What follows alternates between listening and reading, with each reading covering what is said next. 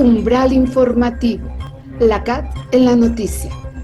Para adentrarte al mundo del trabajo, la Confederación Auténtica de Trabajadores y su equipo de periodistas te mantendremos informado sobre lo más relevante del ámbito sindical y laboral, todos los jueves a las 17 horas, aquí en Cadena Azul, la radio más fuerte de México. Umbral informativo, la CAT en la noticia. Comenzamos. ¿Qué tal? Muy buenas tardes. Soy Dora Garrido, quien les da la más cordial bienvenida a una emisión más de Umbral Informativo, la CAT en la noticia, donde semana a semana hacemos un recorrido a través del acontecer del movimiento obrero de México. Comenzamos. Umbral informativo, la CAT en la noticia.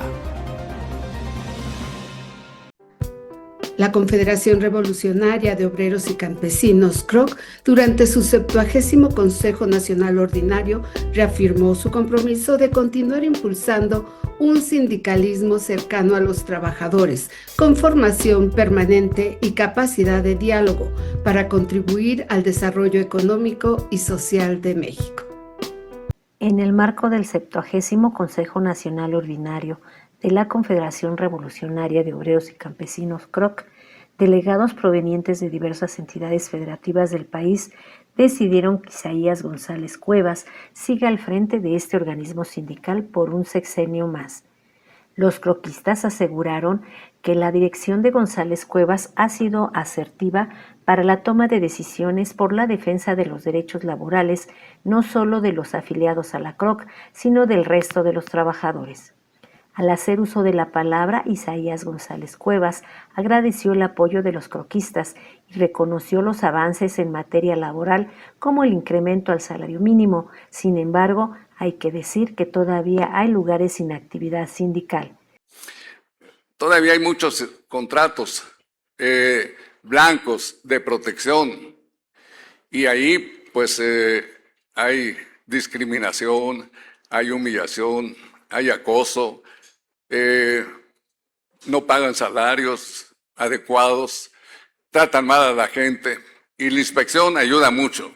Al 70º Consejo Nacional Ordinario de la CROC asistió el titular de la Secretaría del Trabajo y Previsión Social, Marat Baruch Bolaños López, a quien Isaías González le pidió su apoyo para analizar los impuestos a las prestaciones sociales. Si se da algún día que las prestaciones contractuales no paguen impuestos, el trabajador recibe el dinero, la trabajadora. ¿Y qué hace con ese dinero? Lo gasta aquí y crece el mercado interno. Y cuando crece el mercado interno, pues hay que pagar IVA. Los que reciben la lana pagan IVA. Y otra vez vuelve el dinero al erario. Entonces es un círculo virtuoso. Así pues que, secretario, ojalá que nos pueda ayudar algún día en este tema. Al inaugurar el 70º Consejo Nacional Ordinario de la CROC, Marat Baruch Bolaños López, titular de la Secretaría de Trabajo y Previsión Social, aseguró que hoy se tiene un momento inédito en la vida pública del país en materia laboral. Estamos viviendo un periodo de recuperación, de ampliación y de creación de nuevos derechos laborales. Y yo sé también, de igual manera, que los adeudos son muy grandes, que, como ya les digo, fueron 40 años de esa desestructuración, fueron 40 años de esa limitación de los derechos laborales, pero vamos avanzando poco a poco. Y en esto que mencionaba Isaías también es muy relevante, porque pues hemos tomado como también un método de trabajo, no solamente el diálogo social, sino que también a través de la gradualidad vayamos haciendo esos cambios que nos permitan revertir esos 40 de limitación de derechos. Y en cuestión de 7 años, nada más para darles un dato, recuperamos 154% del valor real del salario mínimo. Y eso nos ha permitido que haya dinero en el bolsillo de las personas trabajadoras en el país, que exista también dinero para las familias y con ello que se haya reducido de manera sustancial la pobreza. El funcionario público mencionó que con la prohibición del outsourcing se aumentó el acceso a los derechos laborales de quienes se empleaban en este sistema, pues no tenían un verdadero patrón que se hiciera responsable. Asimismo, mencionó el avance sobre el otorgamiento de derechos laborales a quienes trabajan en plataformas digitales. El reconocimiento de ciertos sectores de la economía que anteriormente no eran reconocidos y los trabajadores no podían aspirar a la formalización y con ello a la seguridad social que muchos de ustedes tienen y que esos sectores pues no tenían. Estamos hablando de los trabajadores de repartidores de plataformas digitales. 206,000 trabajadores que fueron reconocidos ya con la plenitud de sus derechos en seguridad social. Y estamos alcanzando un beneficio de hasta 1,500,000 trabajadores que en caso de tener un accidente de trabajo, no importando cuánto ingreso tengan o generen en las plataformas, ni cuánto tiempo también le destinen, tengan la cobertura en caso de accidentes de trabajo. Finalmente, el secretario del Trabajo y Previsión Social, Marat Baruch Bolaños López, tras felicitar a Isaías González Cuevas por continuar al frente de la CROC, indicó que se está viviendo una primavera de los derechos laborales. Para Umbral Informativo, la CAT en la noticia, Aida Mendoza. Umbral Informativo, la CAT en la noticia. La entrevista. Temas por demás controversiales ha sido la aprobación de la disminución de la semana laboral a 40 horas. Al respecto, el maestro Ricardo Espinosa López, coordinador jurídico de la Confederación Auténtica de Trabajadores de la República Mexicana, CAT, nos platica sobre la perspectiva sindical. Hola, ¿qué tal amigos? El día de hoy en nuestra sección de la entrevista contamos con la presencia del licenciado y maestro Ricardo Espinosa López, coordinador jurídico de la Confederación Auténtica de Trabajadores de la República Mexicana. Bienvenido, maestro. Gracias nuevamente. Saludos para todas y todos. Gracias. Maestro, ¿nos puede comentar qué beneficio para los trabajadores la modificación de la semana laboral? Pues mira, primero sí celebrar que se dio una reforma muy importante, trascendental para la relación obrero-patronal, que es la reducción de la jornada de 48 a 40 horas semanal. Creo que es un gran paso que ha dado México a favor de los trabajadores. Digamos, es lo más noble que podemos decir de esta reforma. También se están cumpliendo con algunos postulados de carácter internacional, convencionales, porque la OIT ya tiene algunos instrumentos jurídicos que recomendaban y reconocían la jornada menor de 48 horas, dejando en libertad a los países para que esos países pudieran convenir nacionalmente lo que mejor fuera para los trabajadores de cada uno de estos estados que forman parte de la OIT. Y sí se hablaba de la reducción de 48 a 40, hay países que tienen menos de 40 horas, ¿verdad? ¿Qué podemos hablar del tema más allá de ello? Primero, pues que yo soy de los que piensa que no se debe utilizar a los trabajadores para que se argumente, miren, es para que vayan con su familia y para que tengan libertad de hacer esto y aquello. No es por ahí el tema. El tema de mayor tiempo para los trabajadores es que estén menos expuestos a riesgo laboral, ¿verdad? A traslados innecesarios y que puedan disponer de su tiempo como mejor convengan, ¿verdad? Si eso les da más salud, si eso les da estabilidad emocional, si eso les da poder atender a sus familias, pues qué bueno, pero estamos hablando de relaciones laborales.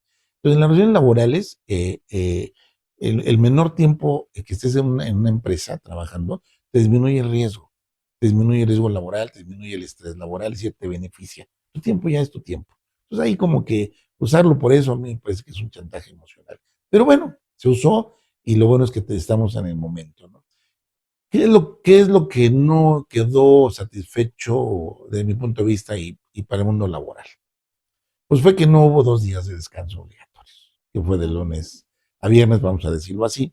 Deja libre a las partes para que puedan convenir qué días o qué día pueden descansar los trabajadores para sumar 2. Se incrementa el tiempo extraordinario a 12 horas, dobles y triples después de ellas, dentro de la semana laboral. Hay una duda ahí que se va a disipar ahora que se haga la reforma en la ley del trabajo. Si es tiempo efectivo o es por jornada, va a cambiar la perspectiva. Si es tiempo efectivo es momento a momento. Si es por jornada, pues es la jornada laboral nada más. Cumples de 8 a 3 y se acabó, ¿no? Pero si es momento a momento, esa jornada podrá alargarse más tiempo, por un lado. Entonces no conviene esa medición, si fuese esa, no conviene la extensión del tiempo extraordinario, porque había 9 y ahora hay 12. Simplemente es algo así del rebote ilógico, ¿no? Yo creo que hay beneficios, pero hay muchos perjuicios. Tendrán que también modificarse los contratos colectivos, los reglamentos interiores de trabajo. Hay muchos ejemplos en México donde ya se está funcionando con la reducción de la jornada y muchas empresas ya están tratando de experimentar cómo va a quedar esto. No se podrá definir desde mi punto de vista hasta que se haga la reforma laboral, es decir, en la Ley Federal del Trabajo. Ya tenemos la base constitucional, pero ahora seguirá la Ley Federal del Trabajo. Pero con estas bases que se dieron, lo que podemos nada más sobresaltar o sobresalir es que se reduce de 48 a 43 años, ¿no? Digo, son tres movimientos, cuatro, de aquí quede al 30, pues entonces es lo único que podemos resaltar. Lo demás, vamos a ver cómo queda en la reforma, ¿verdad? Pero esos aspectos que acabo de señalar no son tan positivos para los trabajadores, ¿verdad? Lo ideal hubiera sido las 40 horas, 2 días de descanso, ahí sí que las partes pudieran repartirlo, crear una prima, por ejemplo, sabatina, si fuera el caso, no ampliar las horas extraordinarias, porque le quitas aquí, pero le pones allá, pues entonces no es tan conveniente el tema, ¿no? Creo que hay mucho todavía por ver en este tema de los 40 horas. Claro, maestro, a mí me llama la atención, sabemos que los contratos colectivos son la arma básica del sindicalismo. En este caso, ustedes pueden en un momento dado llegar a acordar con las diversas empresas a que sean 2 días de descanso o no es posible. El contrato colectivo de trabajo es el documento donde se establecen por escrito los derechos de los trabajadores y es un arma, un instrumento, un derecho de los trabajadores muy importante. Podemos verlo de varias maneras, porque ahí está lo que se paga. En los contratos colectivos lo que se llega a pactar son las jornadas de trabajo, ¿sí? La jornada que diga la ley en los reglamentos interiores, que son para establecer las normas de desarrollo del trabajo, se establecen los horarios de los trabajadores. Entonces, va a haber un cambio en los contratos y en los reglamentos. Y sí, me parece que la apuesta de la reforma, es decir, ahí están las 40 horas y ustedes vean cómo se arreglan, ¿verdad? Entonces, habrá sindicatos y empresas que les convenga pactar 2 días de descanso, ¿verdad? Porque sus necesidades lo requieren. Habrá empresas con sindicato o sin sindicato, en este caso con sindicato, que puedan hablar de horas mixtas, ¿no? Movilidad en los horarios, porque conviene a su trabajo y así le conviene al perfil del trabajador. Lo que sí podemos decir es que va a quedar de alguna manera a que las partes se pongan de acuerdo cómo administran esa jornada laboral. Y ojo, cómo la administran y cómo la pactan, porque se van a devenir los tiempos extras, ¿verdad? Ese tiempo que no se trabaja se tendrá que compensar con algo. Y parece que la apuesta es que sea con tiempo extraordinario, ¿verdad? Pero pudiera ser la empresa, mejor reduzco personal, pudiera ser, y nos metemos en otro problema. Claro, pero aquí yo creo que viene algo que se contrapone. En un momento dado se está luchando para que los trabajadores tengan más tiempo para descansar. Al momento en que empiezan a trabajar esos tiempos extras, pues mínimo van a tener que ser 12 horas más. No mínimo, pero sí opcional, que todavía no sabemos cuál quede redactado que pudieran ser obligatorios. Claro. Entonces, ¿qué pasó con la reducción de la jornada ordinaria? ¿Y qué pasó con la ampliación de tiempo extra? No casa. Al final es más tiempo el que probablemente va a trabajar el trabajador, pero deja eso. ¿Qué va a pasar? Que el trabajador a generar más tiempo extra va a ganar unos centavos más. ¿Qué va a pasar con los impuestos? Le va a pegar en el impuesto al trabajador y entonces el beneficio tiempo no se da. Y el beneficio económico tampoco se da porque va a pagar más impuestos el trabajador. Por eso la reforma no está bien cuadrada, por decirlo así, un poquito más coloquial, bien sistematizada y bien analizada y planteada porque no encajan algunos temas como lo acabas de decir, como lo acabo de exponer. Y yo espero que la reforma ya de la ley del trabajo, estos lagunas, estas contradicciones o estos temas que parece que no están muy ordenados se puedan corregir. Si no, sí creo que es una reforma que es relativamente beneficiosa para los trabajadores y que de pronto puede ser más perjudicial. Porque mira, hay dos cosas que al trabajador le pegan terriblemente: su salario y su tiempo de trabajo, fundamentalmente. Si tú a un trabajador ya le dijiste que va a trabajar de tal hora a tal hora, que va a tener vacaciones tal día, etcétera, día descansos, pues se programa su vida, ¿no? Dice, pues mira, saliendo hago esto, el domingo hago aquello, etcétera, ¿no? Pues ahora vamos a ver cómo queda la flexibilidad o no en la jornada laboral. Pero si te le pagas el salario, porque una cosa es el tiempo y otra cosa es el salario, va a decir lo mismo, ¿verdad? Si voy a trabajar más tiempo extra, voy a pagar más impuestos, entonces mejor no trabajo y me quedo con la jornada ordinaria. El trabajo le pega el horario y le pega el salario más que la actividad laboral. El trabajador desde que se contrata sabe que va a trabajar, por amor de Dios, ¿sí? Lo que dice, que reglas claras, mi horario y mi salario y mis prestaciones. Y cuando esto se mueve, le mueves la vida al trabajador. Y es lo que hay que checar, que en esta reforma de la ley del trabajo en los próximos pues, meses o días se pueda componer algunas lagunas. Claro, hablamos de 40 horas semanales, la productividad segura. Mira, es un tema que también a los patrones les preocupa mucho, pero también a los trabajadores. México es de los últimos lugares en la OCDE de productividad. Y en el mundo es de los últimos lugares en productividad. ¿Qué nos quiere decir? Nos venden que el trabajador trabaja mucho porque está 8 horas. Si trabajáramos mucho, ¿por qué somos los últimos en productividad? ¿Verdad? Ahora nos venden que si el trabajador está menos tiempo en su trabajo, va a ser más productivo. Y eso es mentira, desde mi punto de vista. ¿Sí? ¿Ayuda uno y otro? Sí. ¿Perjudica uno y otro? Sí, depende. Pero finalmente, si tú en tu trabajo estás oportunamente produciendo adecuadas instalaciones y medios adecuados, vas a lograr productividad. Pero si tú en tu trabajo nada más estás en tu trabajo, entonces no estás haciendo productividad. Bueno, estás en tu trabajo y tienes ganas de trabajar, pero el patrón no te suministra materiales, herramientas, no vas a ser productivo. Es una serie de conjunto de cosas que en conjunto hacen que la productividad se dé. Así que esa falacia de que si estás más tiempo o menos tiempo vas a producir más, es falso. Es una venta política, ¿sí? Incluso en 3 horas, si tú te apuras, a lo mejor produces más que en 8, que en 10 o en 20. Vamos, el tiempo es factor, sí, pero no siempre es el determinante. ¿Qué es el determinante? Desde la habilidad del trabajador, las condiciones laborales, la herramienta, la capacitación, el producto, las circunstancias mismas de, incluso, perdóname, hasta del clima, en algunos casos, todo tiene que ver para que seas productivo. No, aquí no nos confundamos. Aquí no nos confundamos. Con 8 horas, con 6 horas o con una, hay que ser productivos, porque para eso te contratas. Ahora, más o menos ya depende de las circunstancias. Y el tiempo libre, sí, le apostamos el tiempo libre. Que el trabajador, sí, trabaje menos, produzca mejor, descanse más, claro que sí, pero que seamos con cuestiones reales, no con ventas políticas. Claro, dice ser un tema delicado, ¿no? El reparto de utilidades se verá afectado. Seguramente este y todas las prestaciones van a afectarse. El tiempo trabajado, el salario es una combinación para mejorar prestaciones, para mejorar tiempo extraordinario, para mejorar el pago de vacaciones, para mejorar el aguinaldo, X, ¿no? Para mejorar todas las prestaciones. Pudiera ser que sí. ¿Cómo lo podemos compensar? Produciendo mejor, que el producto se venda mejor, que haya mayor transparencia en las declaraciones de los patrones, porque ese es otro tema que a veces dudamos los sindicatos y los patrones están declarando correctamente los ingresos y los egresos, y ahí se pierde de pronto la utilidad. Vuelvo a insistir, es un conjunto de cosas, no nada más es el tiempo producido, pero si va a afectar, si se reduce el tiempo, ¿verdad? Se reduce el tiempo de trabajo, seguramente las horas van a ser menos, y va a afectar utilidades y va a afectar una serie de cosas. Sí, sí, porque hablamos, aguinaldos, por ejemplo, de tiempo de trabajo, ¿no? Días trabajados. Si trabajo 5 en lugar de 6, ya me tomaron un día, ¿verdad?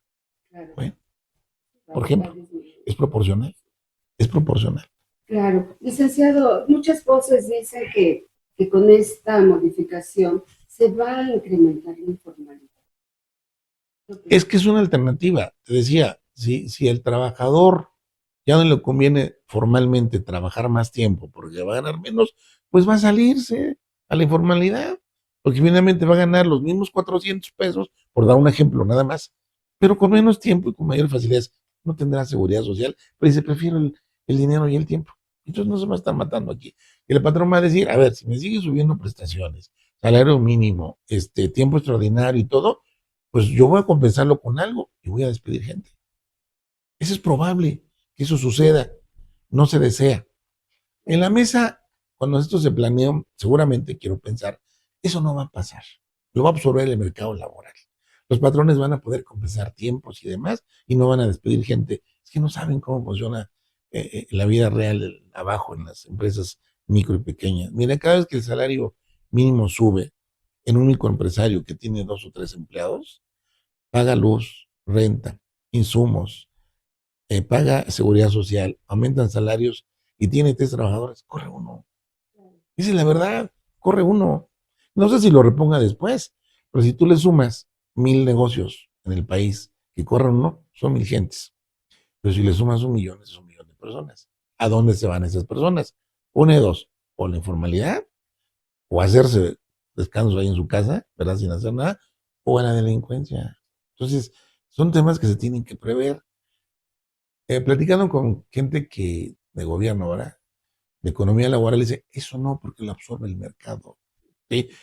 Son términos técnicos, económicos o políticos. La vida real nos dice que la gente se va a la calle, ¿verdad? ¿Quiénes? Pues nosotros manejamos trabajadores todo el tiempo, hablamos con trabajadores todo el tiempo, con empresas todo el tiempo. Y la empresa, si no produce, si le cuesta más, lo primero que le gusta son trabajadores, ¿verdad? Entonces eso puede afectar. La idea es que no, pero puede afectar. Ahí los sindicatos cuentan una buena labor. Pero ahí donde hay contratación colectiva, cuidar las plazas sindicales, que no haya reajustes laborales. Creo que es una labor donde el sindicato puede hacer mucho.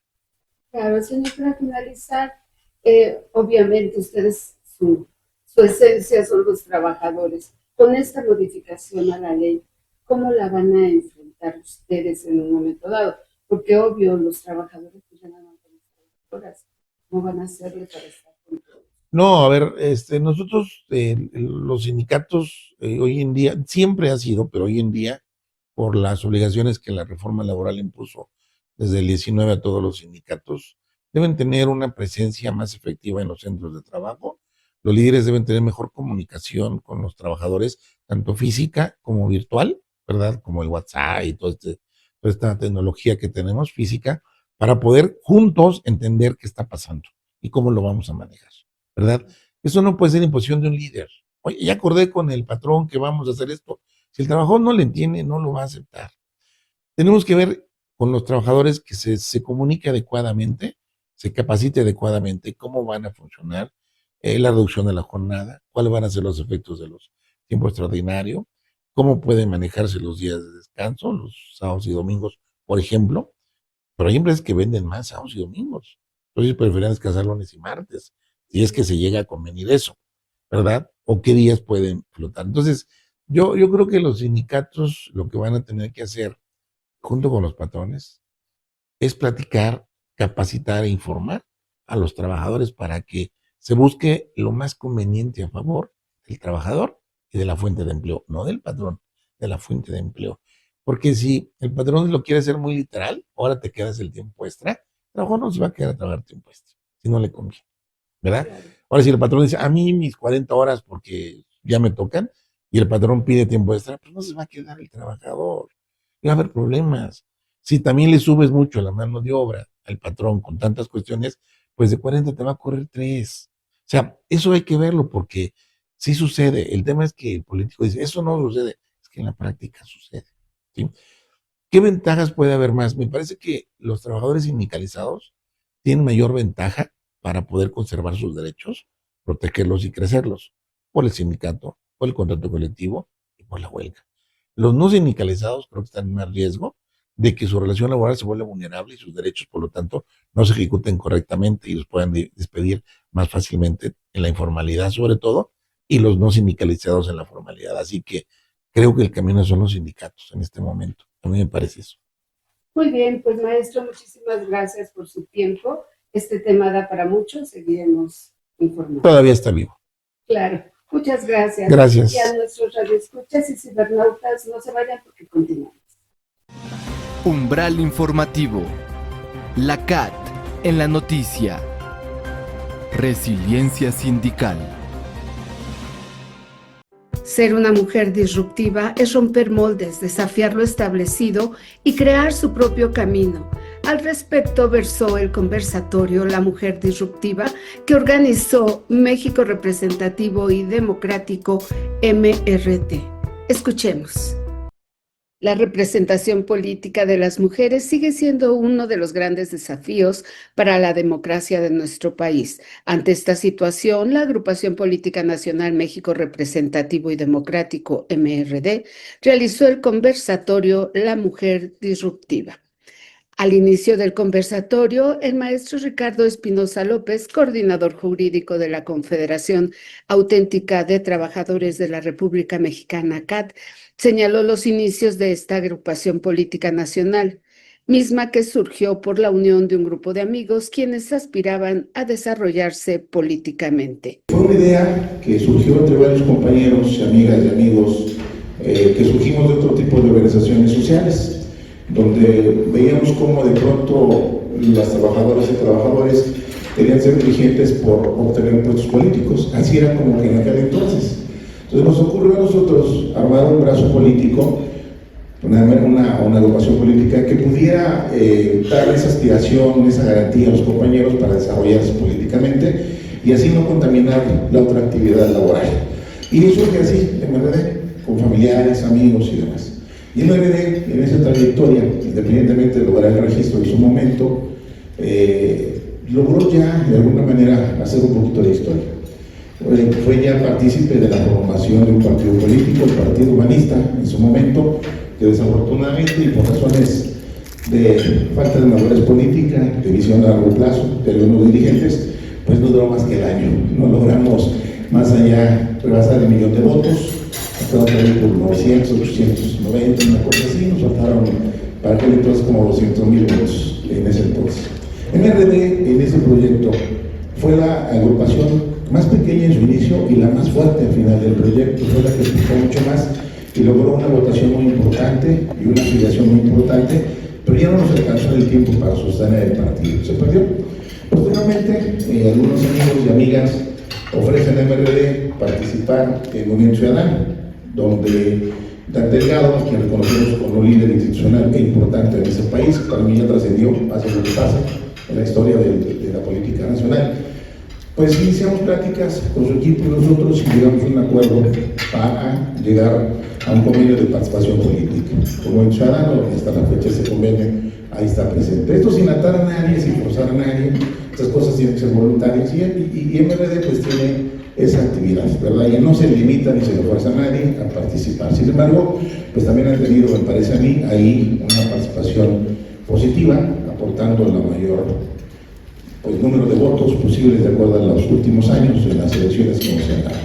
Y a la fecha, pues tenemos algunas posiciones todavía, especialmente Jesús es vicecoordinador nacional de trabajadores y productores, un servidor presidente del Consejo de Trabajos y Productores. Y tratamos de coadyuvar en algunas actividades lo más posible y algunos de nuestros compañeros, no todos, porque tienen a veces otro tipo de visión, pues están participando también en este partido y tienen algunas posiciones muy respetables y desarrollándose en esa cuestión. Pues ese es MRD, ese es parte del MRD, donde los valores es la pluralidad, el respeto a las personas, el respeto a sus derechos, y pues sí la búsqueda de un proyecto político nacional que pueda apoyar y resolver los problemas de la sociedad, no solamente de un solo grupo, o de una persona, o de un interés, sino de la sociedad en su conjunto, lo cual es muy ambicioso y por lo tanto muy complicado. Hoy tiene presidencia en 27 delegaciones de gobierno constituidas en todo el país.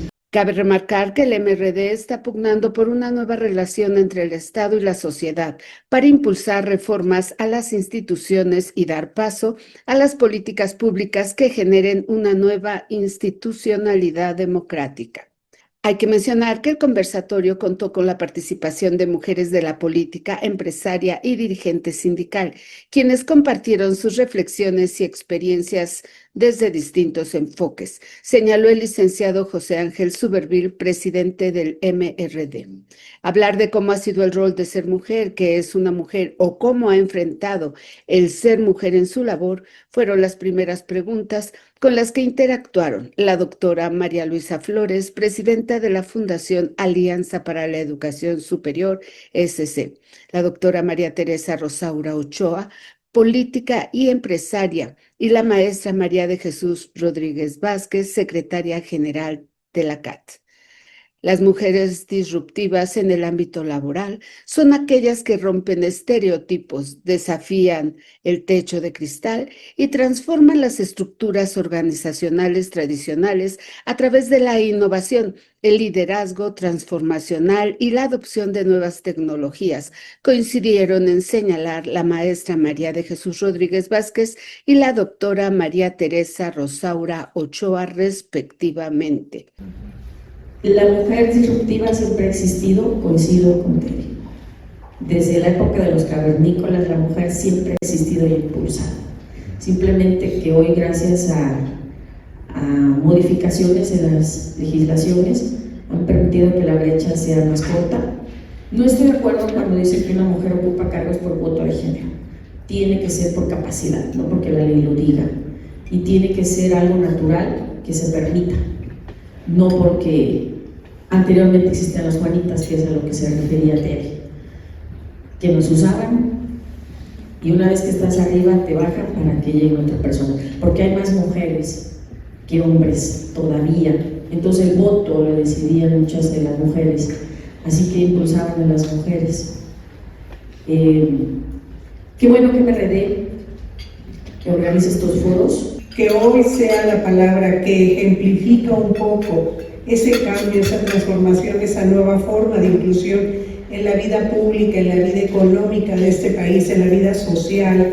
Bueno, pues es una forma de llamarla, de cómo romper esos esquemas, antes se decía romper paradigmas, romper ese techo de cristal, romper ese piso pegajoso, o sea, hay muchas definiciones que los grupos feministas también han identificado dentro de las causas y dentro de las luchas de las mujeres.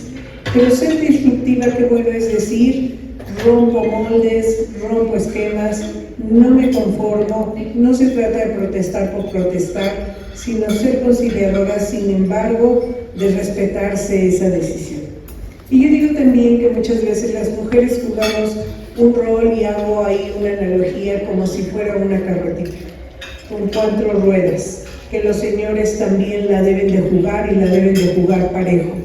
El ser mujer, porque el ser mujer no nada más es cuerpo de mujer, es su esencia de mujer con todo lo que encierra desde ser valiente, ser decidida, ser sensual, ser una mujer capaz de enfrentarse a muchas cosas, pero también ser madre quienes así lo han elegido y participan dentro de la formación, y hoy las paternidades deben de formar parte de una forma distinta de cómo participar en la educación, en la formación, en el acompañamiento de los hijos, que antes solo recaía en las mujeres.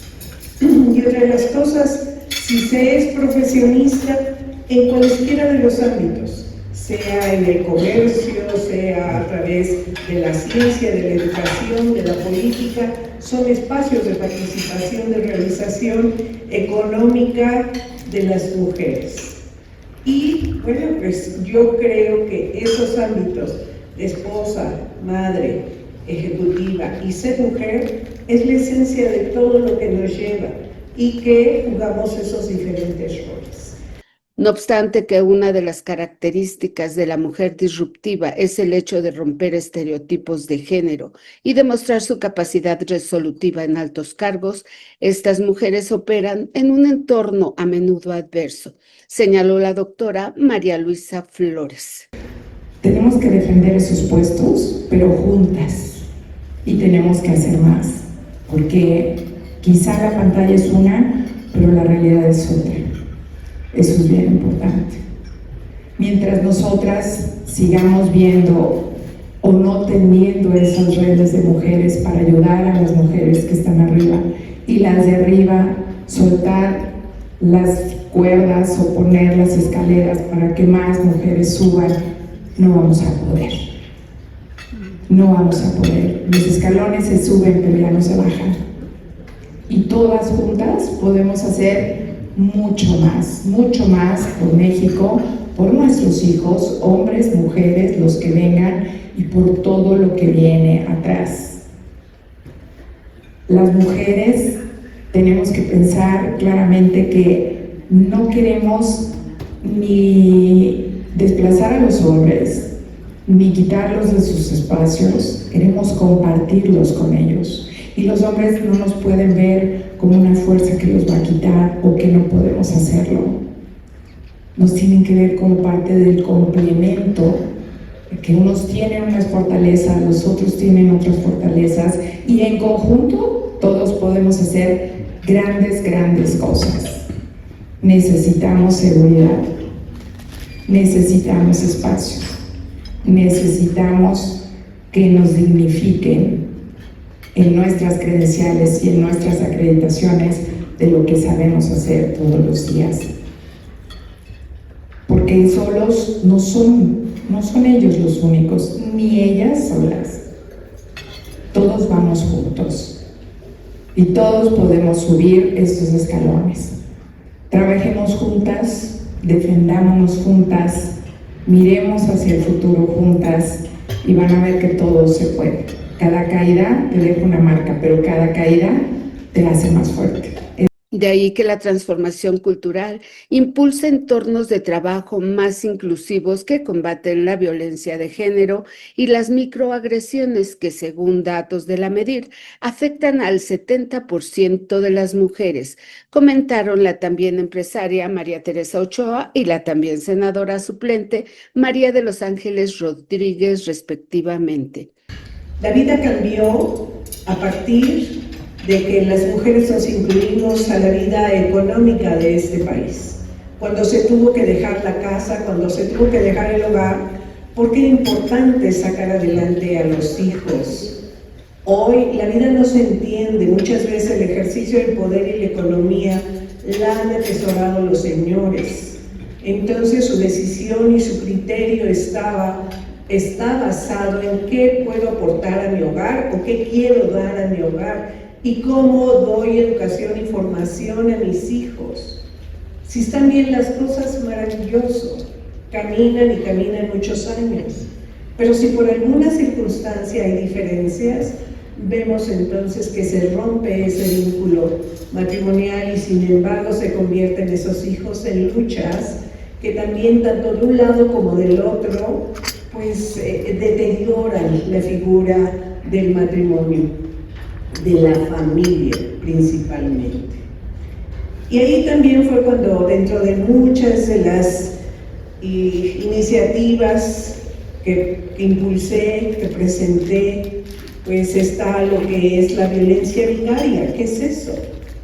Cuando hay una ruptura, me quedo con un hijo, te quedas con los hijos y empiezan los pleitos y me los llevo y no te dejo verlos, cuando fueron creados y procreados con amor.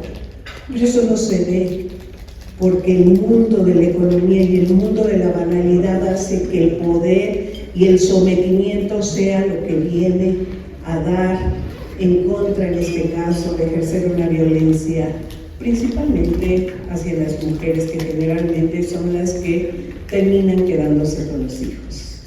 Y también el Estado contribuyó cuando en esa legislatura se cancelaron todos los presupuestos para los refugios de mujeres, por ejemplo, para que hubiese medicamentos para los niños con cáncer, para ese tipo de espacios y oportunidades de asociaciones de la sociedad civil que cumplen una misión importante dentro de la vida democrática de este país. Atienden causas y necesidades que no necesariamente el Estado les está poniendo la atención. Mi historia comenzó a los 20, 21 años. Y les va a parecer risa, pero lo tengo que decir. Cuando estaba trabajando o haciendo servicio en la Procuraduría de la Defensa del Trabajo, ahí me llegó la vida y alguien dijo, necesita una pasante, yo soy abogada, en un área donde hay sindicatos, Y dije, híjole, sindicatos. Sí, me acuerdo mi papá dijo que se iba a las asambleas, regresaba tomando y grilla y chismes. Yo decía, no, yo ahí no. Es en serio, yo ahí no, yo quiero otra cosa. Bueno, es una oportunidad, te van a ayudar mientras, en lo que termina la escuela. Yo aún no salía de la licenciatura. Dije, bueno, voy a estar un ratito y a ver qué sale. Tengo 27 años aquí, no 25, 27. Ese es mi ratito. Y sí, yo decía, sí. Es chismes, es grilla, es complicado el ambiente. Y no porque yo sea chismosa, que me adecué bien en esto. Vi una oportunidad, además de trabajo, de poder ayudar a las personas. ¿Cuáles son las personas? Los trabajadores. Y te topas con que si tú te haces dirigente o te vuelves líder, eres corrupta de entrada, lo cual no soy. Tienes que dejar a la familia.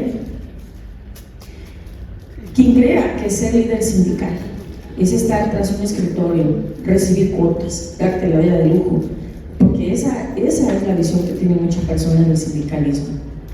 Aviones, comidas, hoteles, fiestas. Ese no es el sindicalismo que tiene México. Esa es una parte de un sindicalismo que quieren mostrar y que no lo es. Como mujer, estar al frente de una confederación no me hace corrupta, no me hace borracha, lo digo con todo respeto, no me hace estar sin trabajar. Ser sindicalista es levantarte temprano, es ver tu teléfono, atender llamadas desde todas horas, acostarte con mensajes, acostarte con llamadas, acostarte, levantarte con problemas en el ámbito donde ustedes lo quieran ver, chiquito, mediano, grande. Ser una mujer dirigente es levantar 100 lidias y ojalá fuera de los hombres, ¿sí? De las propias mujeres. Ojo. He trabajado acompañada de la mano del respaldo de hombres, porque hace 27 años entenderán ustedes que había mucho más hombres dirigiendo centrales obreras que mujeres. Y he trabajado bien con ellos. Y me voy a atrever a decir que el trabajador o trabajadora no le importa si eres hombre o mujer, le importan los resultados que le vas a dar, le importa la gestión efectiva que tú hagas, le va a importar que estés ahí metido o metida con ellos. En lo personal, no me gusta estar tras un escritorio, me gusta meterme en las fábricas, me voy con mi casco, con mis botas y mis pantalones, porque no uso faldas para que no piensen que es por una falda que puedas llegar a una dirigencia. Es con trabajo.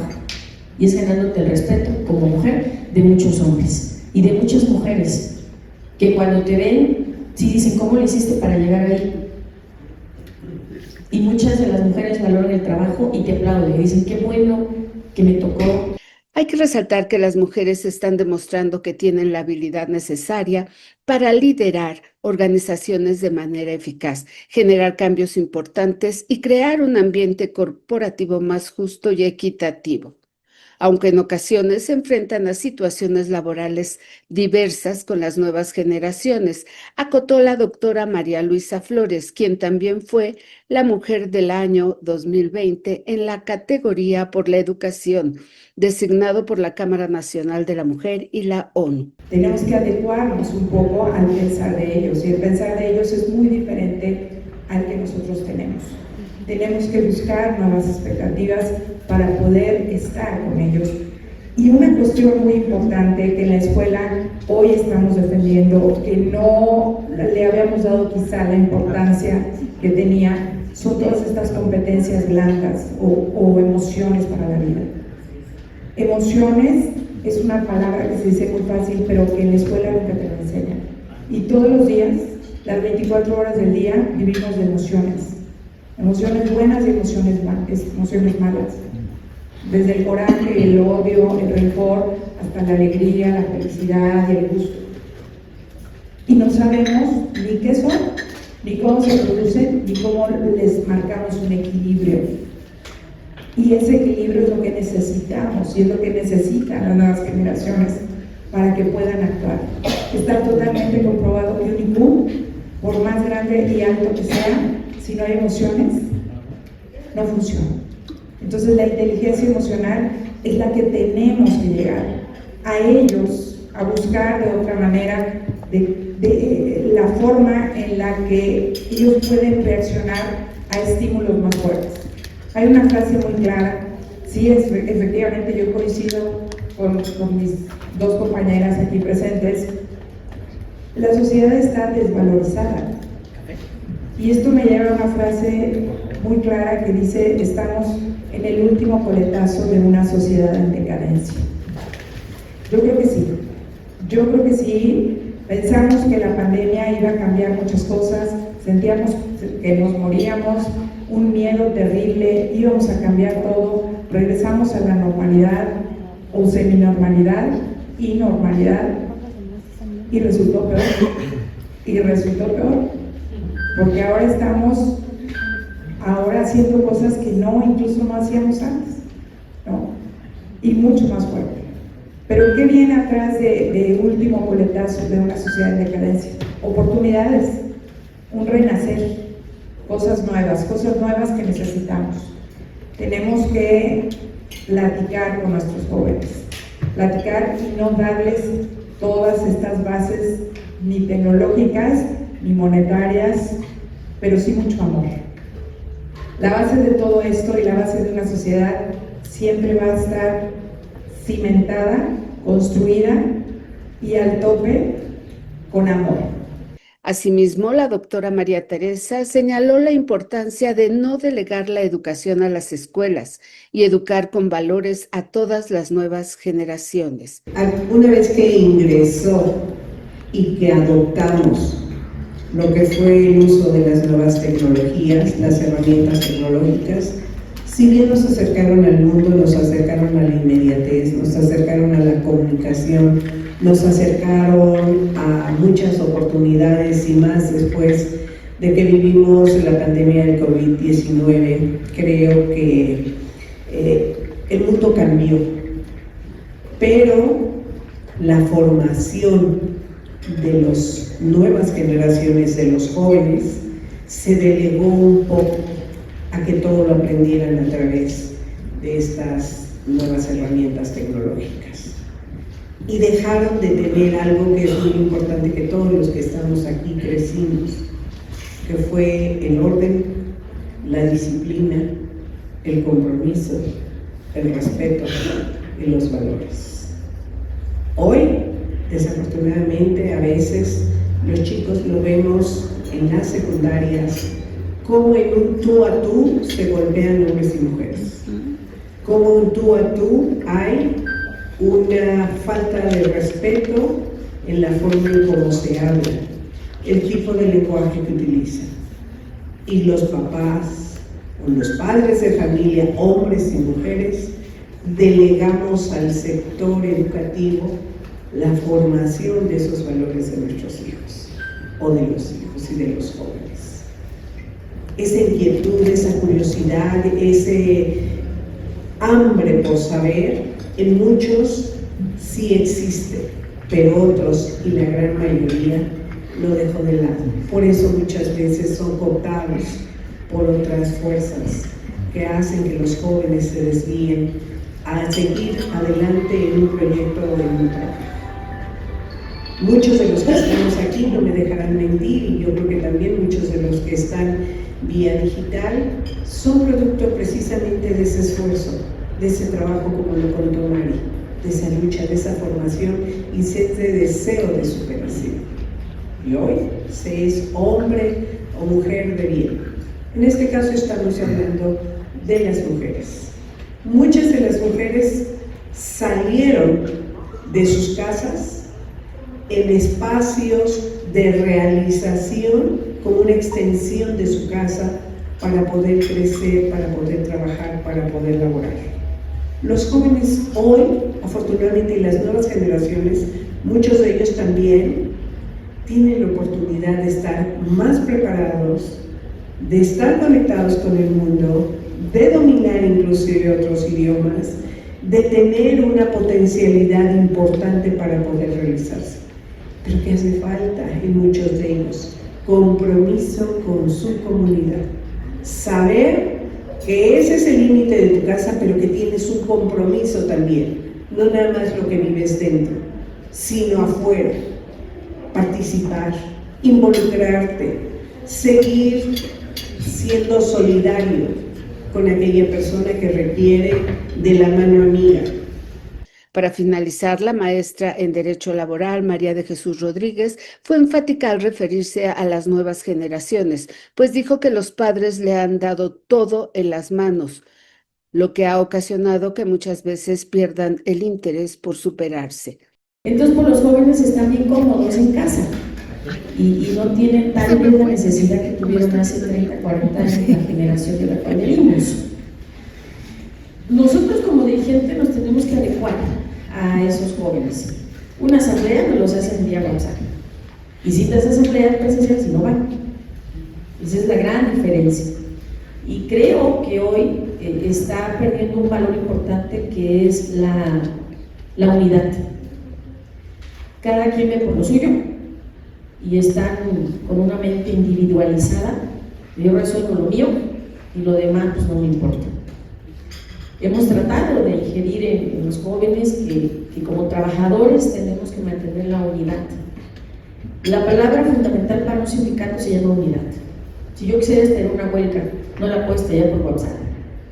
Tengo que estallarla de manera presencial, tienen que ir los jóvenes o de las generaciones a las cuales nos estamos refiriendo, hombres y mujeres. Las mujeres, como jóvenes, considero que desde la educación tenemos que poner mucho de nuestra parte y respetar un poquito más el tema de ser mujer.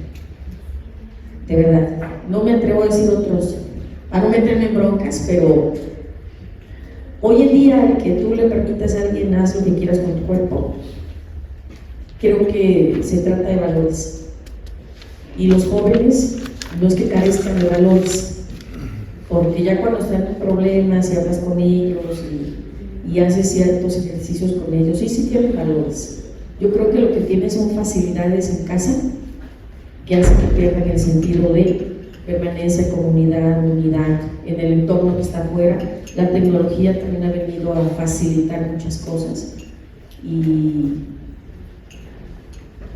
no tenemos que perder esa juventud que es el futuro de muchas cosas, y los niños que van a ser otra generación que no sabemos todavía cuál va a ser la generación y cómo van a ser, ¿verdad? Pues tenemos que inculcar esos valores y esa corresponsabilidad para salir al mundo y que no nos faciliten todo lo que tengamos que facilitarnos para que entonces sea muy fácil no trabajar o trabajar por ratitos o no colaborar en casita. Entonces sí es una brecha, sí, se está abriendo más la brecha en esos temas, considero yo, y que en el ámbito laboral pues sí nos va a afectar, nos está afectando. Las mujeres líderes no solo están alcanzando altos cargos en sectores tradicionalmente dominados por hombres, sino que también están aportando un estilo de liderazgo único, centrado en la empatía, colaboración, gestión emocional y la comunicación efectiva. Estos aspectos han comenzado a moldear el entorno laboral, resultando en organizaciones más dinámicas y resilientes. Umbral informativo. La CAT en la noticia. Llegamos hacia el final de Umbral Informativo, la CAT en la noticia, como siempre agradeciéndoles el favor de su atención y haciéndoles una invitación muy cordial para que nos escriba a Facebook, Radio Umbral Informativo, la CAT en la noticia. Yo soy Dora Garrido, les agradezco su atención y les recuerdo que tienen una cita con nosotros el próximo jueves a las 17 horas, aquí en Cadena Azul, la radio más fuerte de México. Hasta pronto. Umbral informativo. La CAT en la noticia.